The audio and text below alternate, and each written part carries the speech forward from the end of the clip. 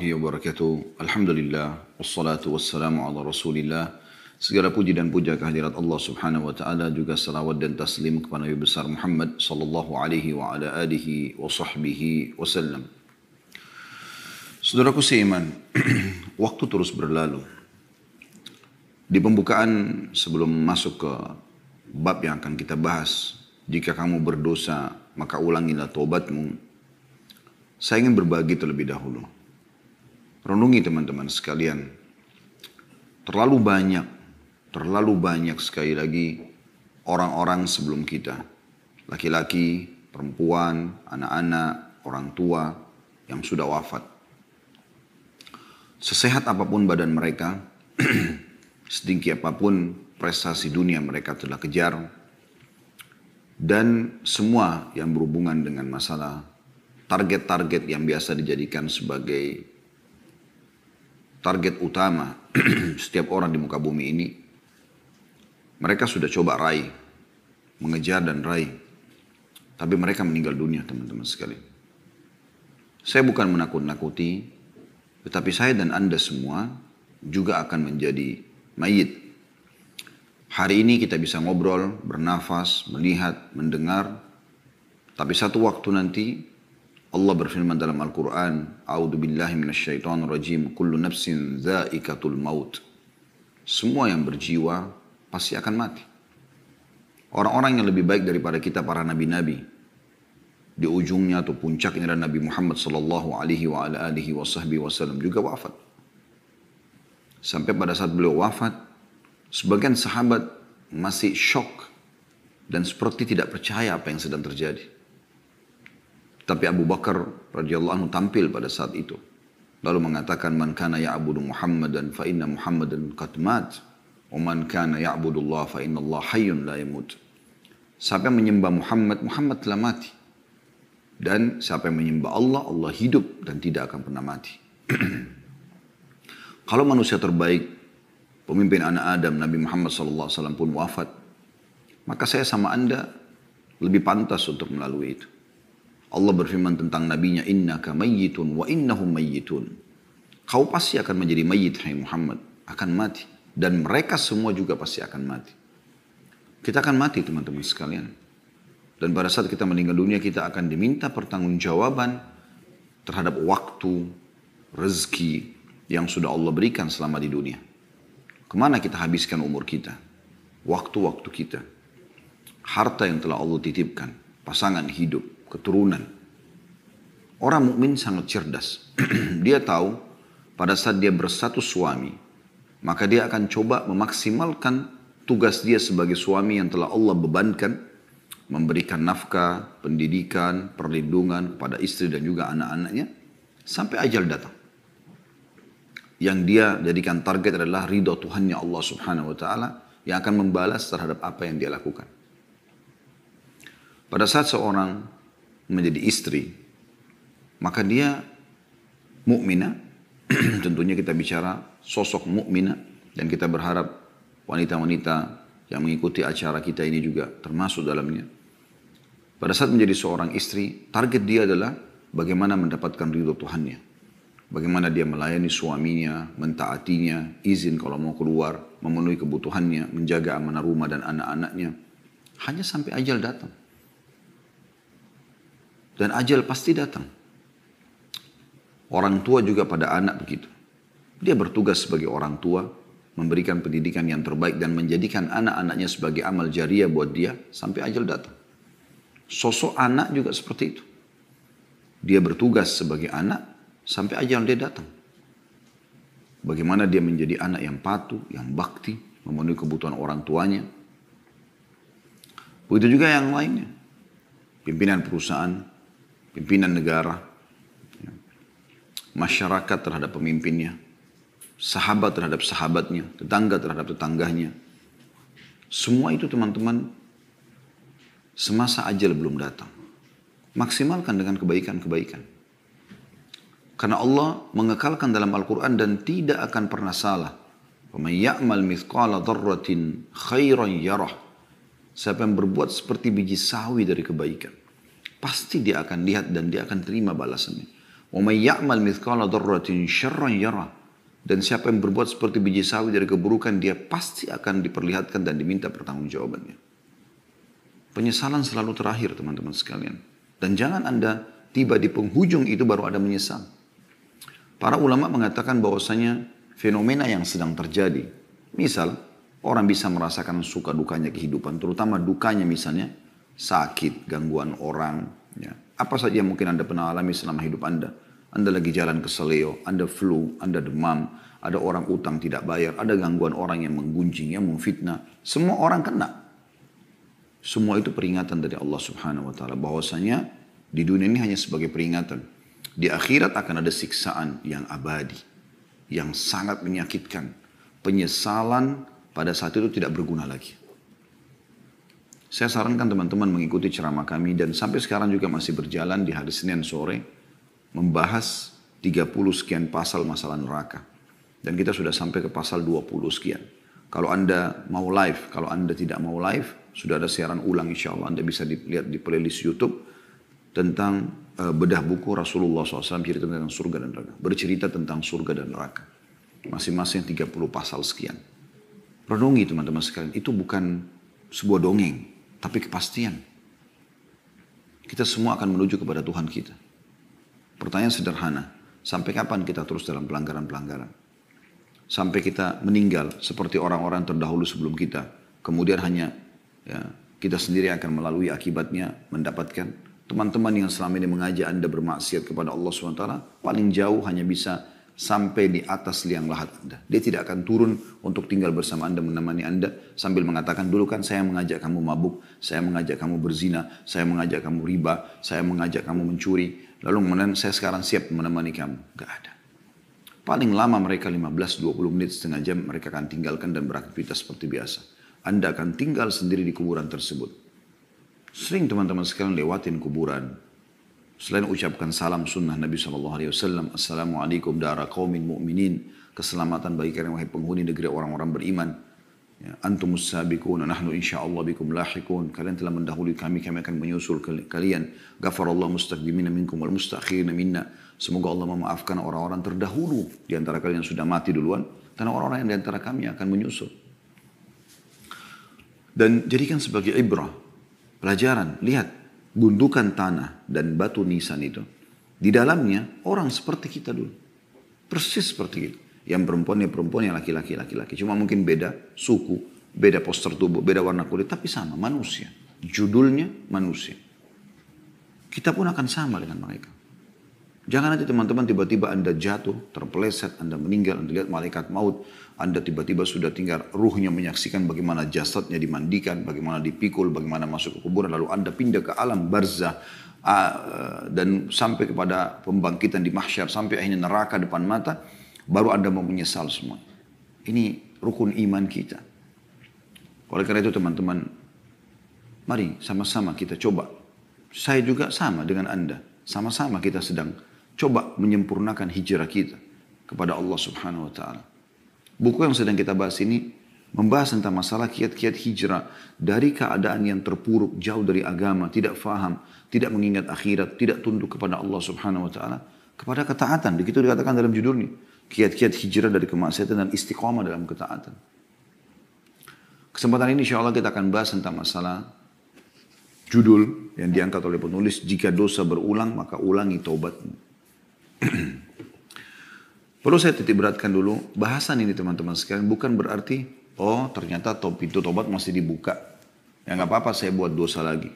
Nanti saya tobat lagi. Bukan itu maksudnya. Siapa yang menjamin Anda, teman-teman sekalian, pada saat Anda sudah taubat, lalu kemudian Anda buka pintu nasihat, Anda masih bisa taubat lagi. Mungkin Anda tidak sempat taubat. Berapa banyak orang yang tadinya sudah istiqamah di jalan Allah Subhanahu wa taala, dia sudah bisa merasakan walaupun sedikit nikmat keimanan, nikmat sholat berjamaah, nikmat tutup aurat, nikmat berdoa, nikmat berzikir, nikmat majelis ilmu. Dia sudah bisa merasakan manisnya iman. Tapi karena dia merusak sendiri dengan pergaulan, dengan lingkungan, dengan tempat kerja, dengan tontonan, dengan hal-hal yang didengar dan segala macam, dan dia tidak segera taubat kepada Allah Subhanahu wa taala, akhirnya dia terjerumus dalam dosa. Dan ternyata dia meninggal dalam keadaan itu. Sehingga akhirnya ada konsekuensi hukuman. Kita butuh teman-teman sekalian, pada saat kita sudah taubat kepada Allah Subhanahu wa taala, taubat yang tulus, yang sudah kita bahas pada bulan yang lalu, dan kita istiqomah di atas kebaikan itu. Oleh karena itu saya pernah sampaikan kiat-kiat istiqomah dari kami, jangan pernah tinggalkan majelis ilmu. Selalu dengarkan, buat simbol hidup kita tidak ada hari tanpa ilmu. Kemudian amalkan ilmu itu. Sudah berapa kali Anda dengarkan tentang sholat malam, tentang sedekah, tentang zikir, tentang doa, tentang segala macam amal soleh. Sudahkah Anda terapkan dalam kehidupan Anda? Terapkan. Dan sudah sering saya bahasakan, paksakan. Paksakan sholat malam, paksakan sholat duha, paksakan sholat ke masjid, paksakan baca Quran, paksakan berzikir, paksakan berdoa, paksakan bakti sama orang tua, paksakan bersedekah, paksakan haji dan umroh, paksakan semuanya. Walladzina jahadu fina lanahdiyannahum subulana, kata Allah SWT. Orang-orang yang memaksakan diri, berusaha ya, menuju ke jalan kami, kami akan berikan dia panduan ke jalan-jalan kami. Paksakan saudaraku sini.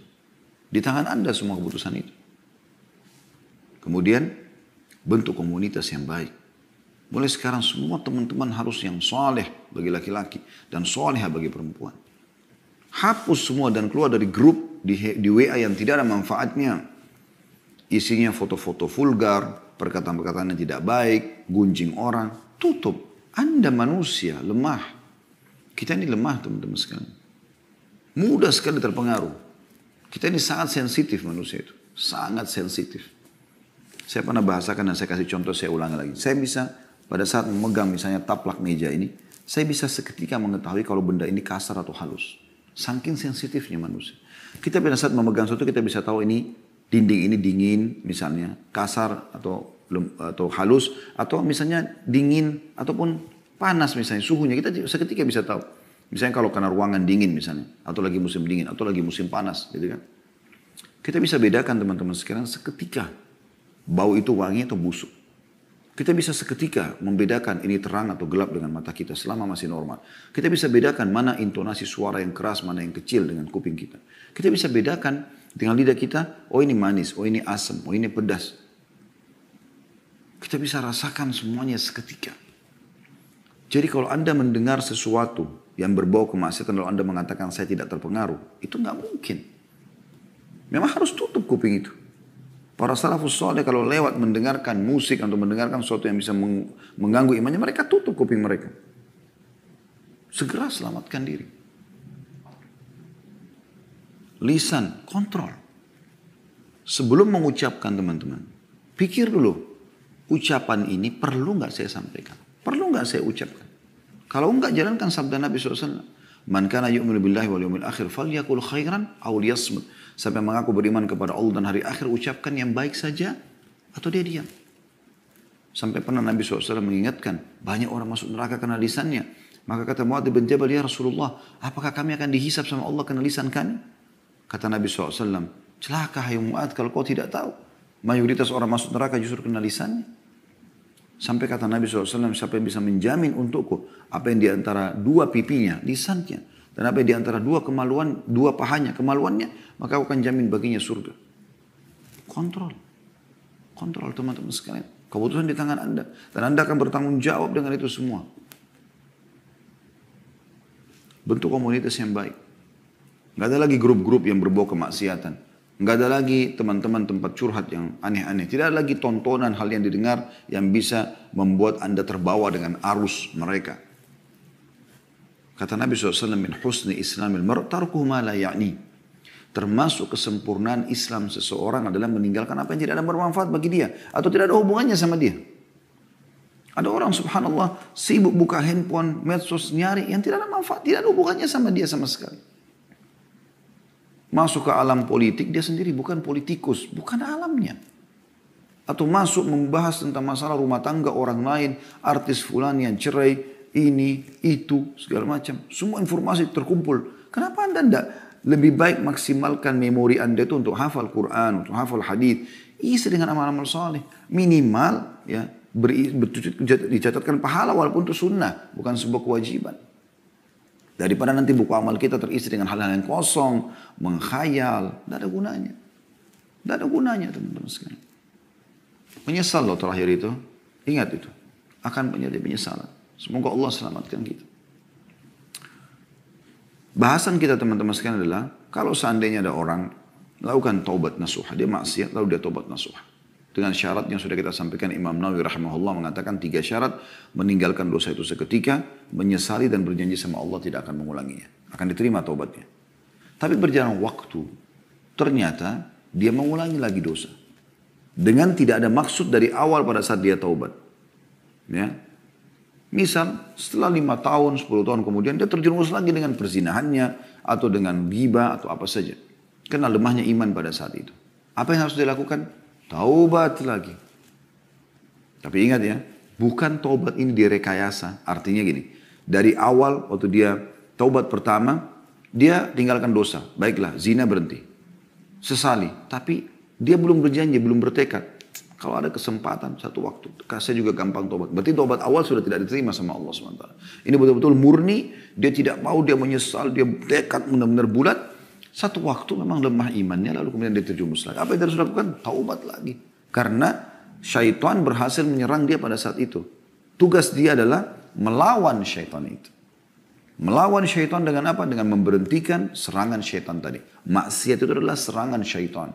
Ibarat Anda kalau sedang ada godaan untuk berbuat dosa, misal mendengar yang haram, melihat yang haram, tangan menjamah yang haram, kemaluan melakukan yang haram, kaki melangkah yang haram. Ini sebenarnya Anda sedang diserang sama syaitan. Saya ulangi lagi. Anda sedang diserang sama syaitan. Yang ketiga kali saya ulangi. Anda sedang diserang oleh musuh Anda, syaitan. Pertanyaan saya teman-teman sekalian. Kalau Anda sedang diserang, apa yang Anda lakukan? Renungi, perkataan ini renungi.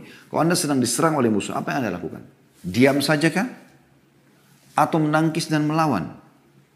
Tidak ada pilihan lain. Kalau Anda diam saja, berarti syaitan atau musuh kita leluasa. Dia mau penggal leher kita, dia mau tusuk dada kita, dia mau tusuk perut kita, terserah dia. Dan itu berbahaya. Kecil saja cuilannya sudah cukup membuat kita kesakitan. Allah mengatakan tentang syaitan, aduun lakum fattakhidu adua. Musuh kalian maka jangan jadikan dia sebagai musuh. Tugas saya apa? Tangkis. Kan gitu. Kalaupun kita sudah menangkisnya, misalnya ada bisikan untuk berzina atau untuk ini dan untuk itu, lalu kita tangkis, enggak, saya enggak mau. Terus aja itu. Terus aja bergejolak karena dia lagi serang. Nah, caranya gimana supaya kita malah ya membuat dia jadi nggak bisa menyerang lagi kita? Kita harus kuat sekali bentengnya. Benteng ini adalah keimanan. Jadi beda teman-teman sekalian kalau benteng Anda itu cuman kalau kita ibaratkan rumah seperti pagar dari kayu yang rapuh. Ular datang ya, dan ular ini mau masuk menyerang Anda. Maka dia dengan leluasa mematok kayu itu mungkin bisa merusaknya gitu. Tapi kalau Anda punya pagar atau tembok beton, ular ini biar matok nggak bisa apa-apa, patah malah giginya. Karena kuatnya. Nah kekuatannya teman-teman adalah ilmu. Amalkan ilmu itu. Selalu ya berdoa, berzikir. Itu ada senjata-senjata Anda. Kapan ada serangan langsung Anda bisa tepis. Bahkan Anda bisa menyerang kembali. Kalau kita serang dia, serangan itu adalah dengan senjata-senjata Anda. Kita berzikir isti'adah. Kita bertaubat kepada Allah SWT. Ini semua senjata-senjata yang luas. Dan senjata yang paling luar biasa menghanguskan, membumi-hanguskan syaitan itu adalah taubat. Karena kapan dia menyerang, kita langsung tangkis dengan taubat itu. Astaghfirullah wa atubu ilaih. Saya nggak akan lakukan. Maka dia akan kalah secara otomatis. Sampai pernah dinukil dalam sebuah riwayat. Iblis berkata, saya akan terus menyesatkan hamba-hambamu ya Allah. Dari turunan Adam. Kata Allah SWT, saya akan terus memaafkan mereka selama mereka beristighfar dan bertaubat. Iblis juga berkata, dinukil dari Ibnul Qayyim rahimahullah, beliau mengatakan, Iblis berkata, aku membinasakan anak Adam dengan dosa dan pelanggaran, dan dia membinasakanku dengan istighfar dan la ilaha illallah. Jadi kita sebenarnya bisa kita menyiksa syaitan, melawan dia, mengalahkan dia dengan amal-amal saleh. Dia tersiksa karena dia berusaha untuk menyerang tapi tidak pernah bisa. Senjatanya tidak secanggih kita. Kita sangat canggih teman-teman. Zikir itu sangat canggih. Doa sangat canggih. Sholat malam itu canggih. Canggih luar biasa. Iblis ibaratnya cuma pakai pisau dapur. Anda ini pakai nuklir. Apa yang bisa dilakukan? Buat aja itu. Ya. Tidak apa-apa zina. Tidak usah zikir. Tidur aja masih malam. Masih panjang malam. Anda kan bisa tolak. Tidak, saya nggak mau. Anda bangun. Terus setan buat apa? Menjelma depan Anda, mencekik Anda, memaksa? Nggak bisa. Dia lemah. Kata Allah SWT, inna kaida syaitani kana dha'ifa. Dia sangat lemah. Anda punya banyak perangkat-perangkat mutakhir yang Allah SWT sudah siapkan. Ayo teman-teman, lawan dia sampai hanya batas ajal datang. Saya akan bacakan apa yang dikatakan oleh penulis di sini. Di halaman 53. Judulnya jika dosa berulang, maka ulangilah taubatmu. Ulangi bertaubat. Ada kalanya seorang pemuda jatuh dalam dosa, lalu dia menyesal, bertaubat, dan menjauhi dosa tersebut. Kemudian dia melakukan dosa kembali, lalu dia bertaubat, dan demikian seterusnya. Kemudian saat itu dia bertanya-tanya, apakah saya boleh bertaubat setelah itu?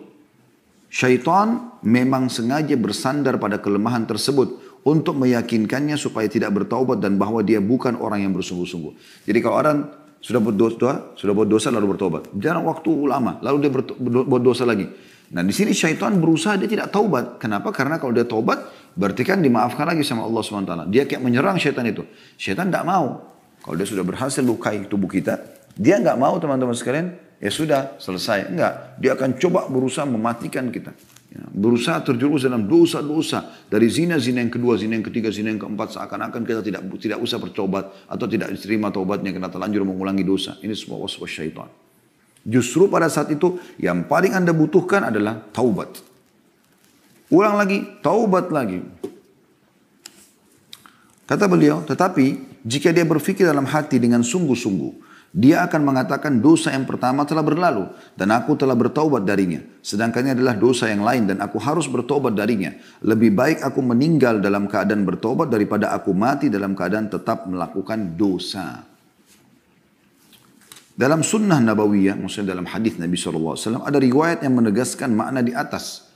Dalam As-Sahihain, riwayat Bukhari Muslim, dari hadis Abu Hurairah radhiyallahu anhu disebutkan bahwa Rasulullah sallallahu alaihi wasallam bersabda, inna abdan asaba dhanban wa rubbama qala adhnaba dhanban faqala rabbi adhnabtu wa rubbama qala asabtu faghfir li faqala rabbuhu a'alima abdi anna lahu rabban yakfiru adh-dhanb wa ya'khudhu bihi غفرت لعبدي ثم مكث ما شاء الله ثم أصاب ذنبا أو أذنب ذنبا فقال ربي أذنبت أو أصبت آخر فاغفر لي فقال علم عبدي أن له ربا يغفر الذنب ويأخذ به غفرت لعبدي ثم مكث ما شاء الله ثم أذنب ذنبا وربما قال أصاب ذنبا فقال ربي أصبت أو قال أذنبت آخر فاغفر لي فقال علم عبدي أن له ربا يغفر الذنب ويأخذ به غفرت لعبدي ثلاثا فليعمل ما شاء.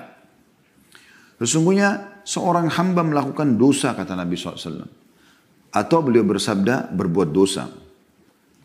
Lalu dia berkata, wahai Tuhanku, aku telah berbuat dosa.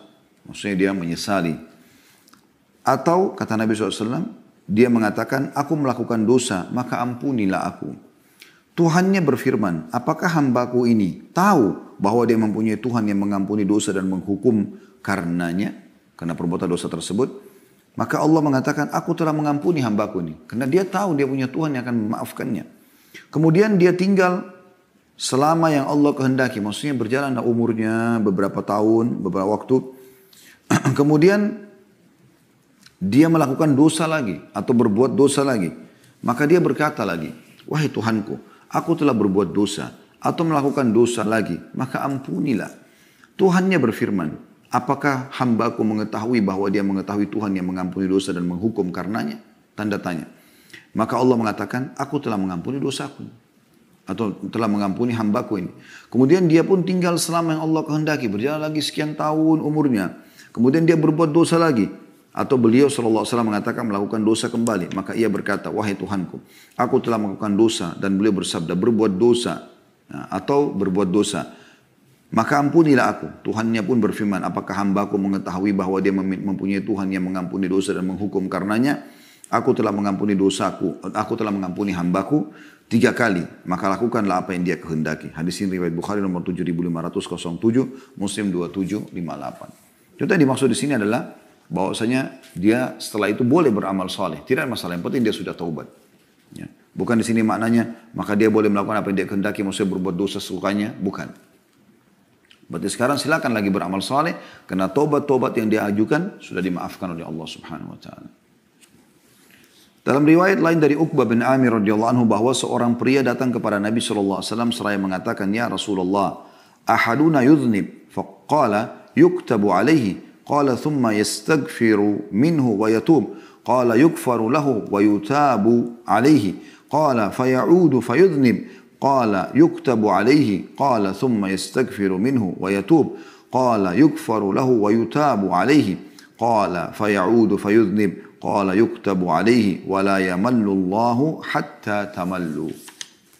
Wahai Rasulullah, salah seorang dari kami melakukan dosa. Beliau bersabda, dicatat dosanya. Karena pelanggaran dia. Orang itu mengatakan lagi, kemudian dia beristighfar dan bertobat darinya. Maka kata Nabi SAW, dia diampuni dan diterima taubatnya. Orang itu berkata lagi, lalu dia kembali melakukan dosa setelah beberapa waktu. Maka kata Nabi SAW, dicatat dosa. Lalu dia mengatakan, kemudian dia beristighfar dan bertobat. Ini yang kedua kali. Maka kata Nabi SAW, dia diampuni dan diterima taubatnya. Orang itu mengatakan, lalu dia kembali lagi dan melakukan dosa. Kata Nabi SAW, dicatat dosa. Dan ingatlah, Allah tidak bosan sampai kalian bosan. Hadis ini diriwayatkan oleh Al-Hakim di jilid 4, halaman 285. Jadi ini teman-teman sekalian, hadis ini menjelaskan bagaimana seorang hamba selama dia mau kembali kepada Tuhannya, maka Allah akan terima dia. Dan cara yang terbaik pada saat seorang terjerumus dalam dosa, bertobat. Tidak ada solusi lain. Astaghfirullah, artinya aku memohon maaf ya Allah. Wa atubu ilaik, dan aku taubat kepadamu, artinya aku kembali ke jalanmu dan aku berikrar tidak akan mengulanginya. Tidak ada solusi lain. Dan dengan itu Allah akan maafkan kesalahannya, dan secara otomatis semua fasilitas akan kembali dia bisa nikmati.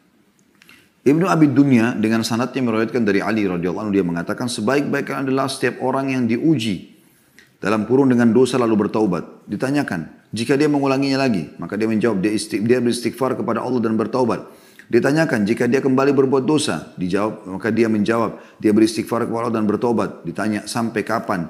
Kata beliau, sampai syaitan berputus asa. Karena syaitan tadi harapannya adalah kalau kita berbuat dosa, kita merasa terkucilkan, kita merasa Allah tidak akan terima, bersangka buruk dengan Allah, lalu kemudian kita terus terjerumus dalam dosa. Dia berharap kita celaka dan bersama dari neraka. Oleh karena itu, yang terbaik adalah taubat. Lalu teman-teman sekalian, saya kembali mengingatkan, poin yang sedang kita bahas ini bukan berarti menggampang-gampangkan, oh kalau gitu buat dosa aja nggak apa-apa nanti taubat lagi. Itu berarti dari awal dia memang meremehkan masalah ini. Kita sedang membahas orang yang melakukan dosa, kemudian dia coba istiqomah, satu waktu dia safar satu negeri, dia terjerumus berteman sama orang-orang yang buruk, lalu terjerumus dalam dosa, kemudian dia kembali. Nah ini dimaksud di sini. Tidak boleh dia putus asa dari rahmat Allah Subhanahu Wa Taala. Tetap dia kembali kepada Allah Subhanahu Wa Taala. Tentu akan lebih baik, jauh lebih baik dan lebih afdal orang yang terus istiqomah dan tidak buat dosa. Misal, seseorang atau dua orang, A sama B, dua-duanya umur yang sama, misal sama, anggaplah sama-sama laki-laki atau sama-sama perempuan. Berjalanlah mereka, dua orang bersahabat ini. Tadi yang sama-sama bermaksiat, sama-sama pemabuk, sama-sama narkotika, sama-sama pezina, sama-sama pemain ini dan itu, apalah, judi dan seterusnya. Lalu mereka taubat nasuha. Hijrahlah mereka ini. Sebagaimana sekarang tidak asing, Masya Allah, di beberapa komunitas ikhwan dan akhwat kita, yang dulunya masa lalunya kelam, mereka sekarang sudah hijrah. Baik, berjalan waktu. Setelah berjalan waktu, si A terjerumus lagi dalam kedosa setelah 2-3 tahun. Terjerumus lagi dalam dosa-dosa yang dia lakukan walaupun tidak semua diulangi sama dia. Tapi si B tetap istiqomah. Ya. Misal tahun ketiga. Tahun keempat, si A taubat nasuha, lagi kembali. Lalu kembali istiqomah bersama si B. Kira-kira mana yang lebih baik di sini? Yang lebih baik tetap si B. Ya kan? Karena di waktu yang si A berbuat dosa, walaupun dia taubat Allah maafkan, di detik-detik yang dia pakai dosa, si B sedang melakukan ketaatan. Iya kan? Misal si B lagi sholat malam, si A lagi di karaoke. Walaupun nanti si A ini taubat nasuha, tapi tetap detik-detik itu kosong dari amal soleh. Si B telah mengisi dengan amal soleh. Kan begitu. Jadi kalau kita tanya mana yang lebih baik, ya tentu yang sudah taubat sekali lalu dia istiqomah. Dan itu dicontohkan oleh para sahabat ridwanullahi alaihim. Mereka sekali masuk Islam, sekali taubat, mereka terus sampai meninggal dunia. Bahkan mereka berkorban ya, jiwa hartanya sampai supaya mati dalam keadaan Islam. Nah, kalau ada yang terjun dalam dosa, dia akan diterima taubatnya. Selama memang dia masih taubat nasuha. Tetapi, walaupun nanti dimaafkan dosanya, tapi ada detik-detik di waktu dia buat dosa yang dia tidak terisi amal saleh. Mungkin orang yang seumur dengan dia nanti akan mengalahkan dia di sini karena diisi dengan amal saleh. Mudah-mudahan ini bisa ditangkap pesannya. Kemudian pernah ditanya juga kepada Al-Hasan Basri rahimahullah, kenapa salah seorang dari kita tidak malu kepada Tuhannya? Dia memohon ampun atau ampunan atas dosanya, kemudian mengulangi lagi. Beristighfar, kemudian mengulanginya lagi. Maka dia menjawab, syaitan ingin menanamkan demikian kepada kalian. Karena itu jangan kalian bosan beristighfar.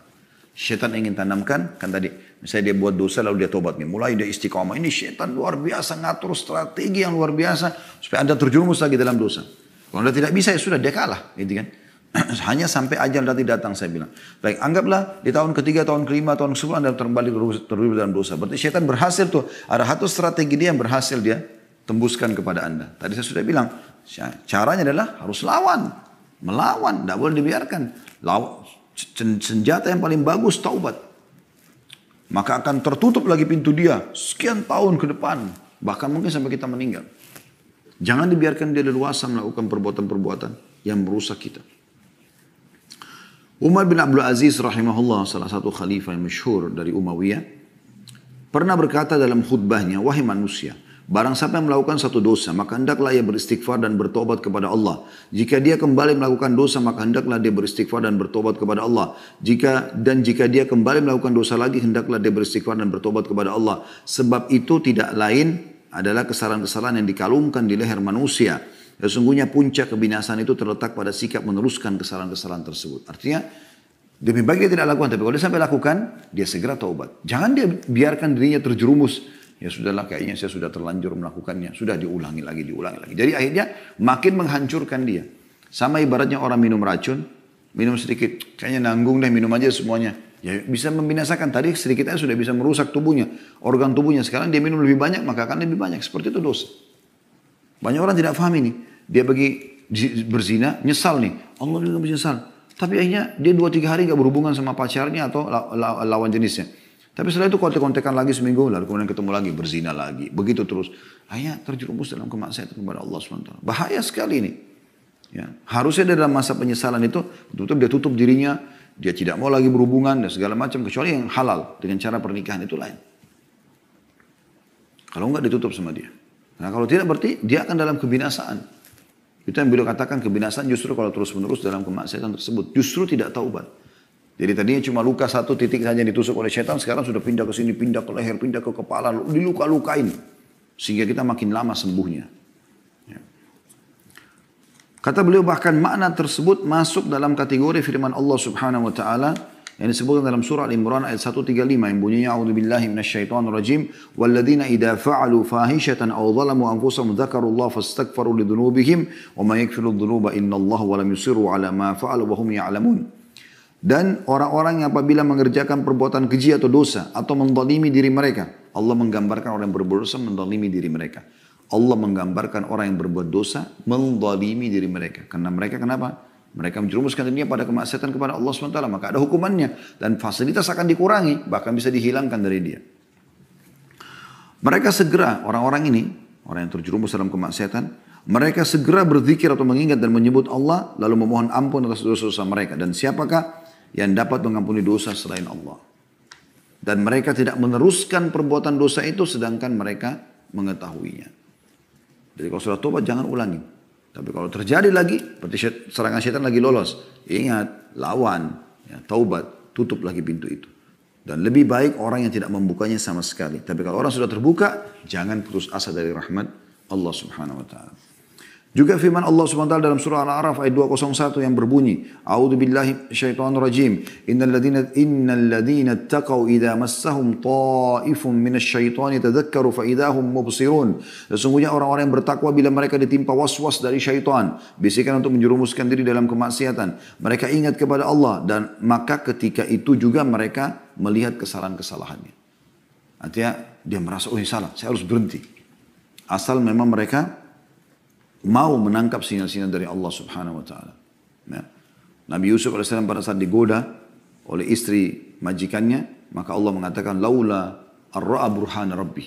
Kalau bukan dia melihat petunjuk dari Tuhannya, maka dia bisa terpengaruh juga. Tapi pada saat orang membuat dosa itu sering ada sinyal dari Allah. Rasa takut, rasa khawatir, ya, ada yang lihat, apalah segala macam. Mungkin kalau orang mau berzina tiba-tiba telepon pasangannya masuk, apalah, ada saja.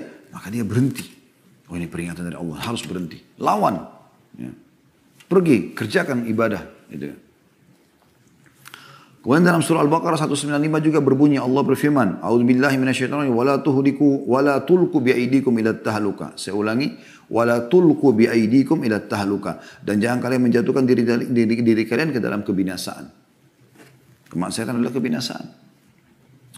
An-Nu'man bin Bashir radhiyallahu anhu, sahabat Nabi yang mulia, mengomentari berkata, idza adnaba ahadukum fala yulqiyanna bi yadihi ila tahluka wa la yaqulanna la taubata li walakin liyastaghfirillaha wal yatub ilai fa inna Allah ghafurur rahim. Jika salah seorang dari kalian melakukan dosa, maka janganlah sekali-kali dia menjatuhkan dirinya ke dalam kebinasaan. Jangan dia ulangi lagi, jangan dia ikutin bisikan syaitan, ya. Dan jangan pula sekali-kali mengatakan tidak ada taubat bagiku. Akan tetapi hendaklah dia beristighfar dan bertobat kepada Allah. Sungguhnya Allah Maha Pengampun lagi Maha Penyayang. Diriwayatkan oleh Al-Baihaqi dalam Syu'abil Iman di nomor 7092. Juga dari sahabat yang mulia Al-Bara' ibn Azib radhiyallahu anhu, beliau berkata, wa qala lahu rajul, ya Aba Umarah, wa la tulku bi aydikum ila tahluka, ahuwa ar-rajulu yalqa al-aduwa fayuqatilu hatta yuqtal? Qala la, walakin huwa ar-rajulu yuznibu adh-dham fayaqulu la yaghfirullahu li. Bahwa ada seorang laki-laki bertanya kepadanya, kepada Al-Bara' ibn Azib radhiyallahu anhu, julukannya beliau Abu Umarah. Wahai Abu Umarah, apa makna firman Allah Subhanahu wa taala, dan janganlah kalian menjatuhkan diri kalian dalam kebinasaan, surah Al-Baqarah ayat 195. Apakah maknanya adalah seseorang bertemu musuh lalu berperang sehingga dia terbunuh? Kan di sini kalau ada terlihat ya, wala tulku bi'aidikum ila tahluka. Jangan kalian membinasakan diri kalian. Apakah maknanya ini adalah masuk medan perang bawa pedang lalu hadapi musuh sehingga kita terbunuh? Maka kata beliau, bukan. Tetapi maksudnya adalah orang yang melakukan satu dosa lalu dia mengatakan Allah tidak akan mengampuni dosaku. Ya, diambil dari Al-Baihaqi juga dalam Syu'abil Iman di nomor 7093. Juga firman Allah SWT, فَإِنَّهُ كَانَ لِلْأَوَّابِينَ غَفُورًا. Sesungguhnya Allah Maha Pengampun bagi orang-orang yang taubat. Surah Al-Isra ayat 25. Artinya Allah SWT akan menerima taubat. Tidak ada kata-kata putus asa. Yang penting kita mau memperbaiki. Sa'id bin Musayyab rahimahullah, ini salah satu ulama tabi'in, berkomentar, huwa alladhi yudhnibu thumma yatub, thumma yudhnibu thumma yatub, thumma yudhnibu thumma yatub. Yang dimaksud dengan tadi firman Allah Subhanahu wa taala dalam surah Isra ayat 25, fa innahu kana lil awwabina ghafura, dan sungguhnya dia Allah Maha Pengampun bagi orang-orang yang bertaubat. Kata beliau adalah Sa'id bin Musayyib rahimahullah, yaitu orang yang berbuat dosa kemudian bertaubat, berbuat dosa lagi kemudian bertaubat, berbuat dosa lagi kemudian bertaubat. Diambil dari sama Al-Baihaqi dalam Syu'abil Iman nomornya 7095. Juga diriwayatkan oleh Ibnu Jarir di jilid 15 halaman 69. Atha ibn Yasar rahimahullah, salah satu juga tokoh tabi'in yang masyhur, berkata tentang ayat tersebut, Al-Isra ayat 25 tadi ya, bahwasanya Allah mengampuni bagi orang-orang yang taubat atau Maha Pengampun terhadap orang yang bertaubat.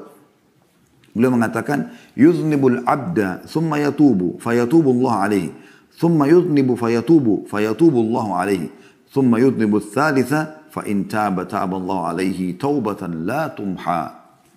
Seorang hamba melakukan dosa kemudian bertaubat, lalu Allah menerima taubatnya. Kemudian dia bertaubat dia berbuat dosa lagi, lantas bertobat, lalu Allah menerima taubatnya yang kedua kali. Kemudian dia melakukan dosa untuk yang ketiga kalinya. Jika dia bertaubat, maka Allah menerima taubatnya dengan taubat yang tak terhapuskan. Ya. Diriwayatkan oleh Ibnu Jarir, jilid 15 halaman 71. Artinya, seringnya taubat ini nanti akan membuat akhirnya Allah betul-betul menyelamatkan dia sehingga tidak terjerumus lagi dalam dosa. Juga dari Wahab bin Jarir, rahimahullah, beliau berkata dari ayahnya, dia menuturkan, kuntu jalisan 'inda al-Hasan idh ja'ahu rajulun faqala ya Aba Sa'id ma taqulu fil 'abdi yudhnibu dhanban thumma yatub qala lam yazdad bi taubatihi min Allah illa dunuwa qala thumma 'ada fi dhanbihi thumma tab qala lam yazdad bi taubatihi illa sharafan 'inda Allah thumma dhakara hadithan anhu sallallahu alaihi wasallam thumma qara innal ladhina ittaqaw idha massahum ta'ifun minasy syaitani tadhakkaru fa idahum mubsirun. Kata beliau, kami pernah duduk di sisi Al-Hasan, maksudnya Hasan Basri rahimahullah. Tiba-tiba seorang pria datang kepadanya dan mengatakan, wahai Abu Sa'id. Abu Sa'id julukannya Hasan Basri. Apa yang anda katakan mengenai hamba yang melakukan satu dosa kemudian bertaubat? Al-Hasan Basri berkata, tidaklah perbuatan itu, atau tidaklah dia bertambah dengan taubatnya melainkan semakin dekat dengan Allah. Dia buat dosa lalu dia taubat, berarti dia dekatkan diri kepada Allah. Ya. Lalu ditanya lagi, kemudian dia melakukan dosa lagi, lantas bertaubat. Maka katakan Hasan Basri rahimahullah, tidaklah dia bertambah dengan taubatnya, melainkan semakin mulia di sisi Allah. Yang ternyata dia tahu Tuhannya ada. Dia minta taubat lagi. Dia minta diselamatkan dari syaitan, karena dia sekarang sedang diserang dengan kembali kepada Allah. Kemudian dia menyebutkan sebuah hadis dari Rasulullah SAW, lalu membaca firman Allah Subhanahu Wa Taala dalam surah Al-A'raf ayat 201. Yang artinya sungguhnya orang-orang yang bertakwa, bila mereka ditimpa was-was dari syaitan, mereka ingat kepada Allah dan ketika itu juga mereka melihat kesalahan-kesalahannya. Ya. Jadi teman-teman sekalian, kesimpulannya adalah bagaimana seseorang jangan pernah putus asa dari rahmat Allah Subhanahu Wa Taala. Tentu dia berusaha istiqamah, tidak terjerumus lagi dengan dosa yang sama. Tapi kalau terjerumus dengan dosa yang sama atau dosa yang lain, jangan pernah berhenti untuk taubat. Minta keselamatan dari Allah Subhanahu Wa Taala dari serangan syaitan tadi. Kalau tidak, maka anda akan makin jauh dan akhirnya anda akan binasa. Ya, rugi dunia dan rugi juga akhirat.